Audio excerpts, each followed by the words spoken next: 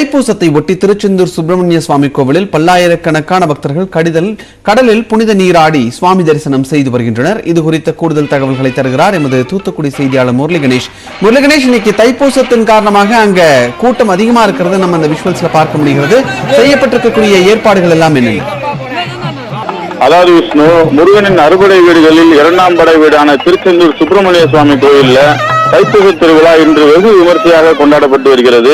இதையொட்டி இன்று அதிகாலை 1 மணிக்கு கோவில் நடை திறக்கப்பட்டு சுவாமிக்கு உதயமார்த்தாண்ட அபிஷேகம், விஸ்வரூப தீபாராதனைகள் நடந்தது. இதனைத் தொடர்ந்து தற்போது தீர்த்தவாரி நிகழ்வானது நடந்து முடிஞ்சிருக்கிறது. இந்த தைப்பூச திருவிழாவை பொறுத்தளவுல திருச்செந்தூர்ல என்ன சிறப்புன்னு சொல்லி நம்ம பார்த்தோம்னா, தூத்துக்குடி, நெல்லை, குமரி, தென்காசி உள்ளிட்ட மாவட்டங்களை சேர்ந்த பக்தர்கள் பாத யாத்திரையாக திருச்செந்தூரை நோக்கி திருச்செந்தூர் கடல்ல புனித நீராடி கோவில் வளாகத்துல அங்க பிரதர்சனம் செய்தும் காவடி எடுத்து பால்குடம் எடுத்து தங்களுடைய வேண்டுதல்களை நிறைவேற்றுவது வழக்கம். அதன்படி தற்போது திருச்செந்தூர் சுப்பிரமணிய சுவாமி கோவில் வளாகம் முழுவதும் பக்தர்கள் அங்க பிரதர்சனம் செய்து தங்களுடைய வேண்டுதல்களை நிறைவேற்றி வரக்கூடிய நிகழ்வானது தற்போது நடைபெற்று வருகிறது.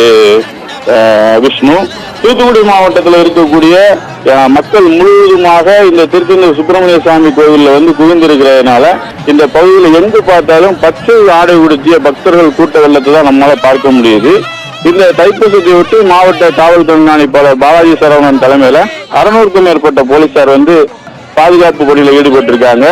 தமிழ்நாடு அரசு போக்குவரத்து கழகம் சார்பில் சிறப்பு பேருந்துகள் இயக்கப்பட்டு வருகிறது. விஷ்ணு, நன்றி முரளி கணேஷ், உங்களுடைய தகவல்களை.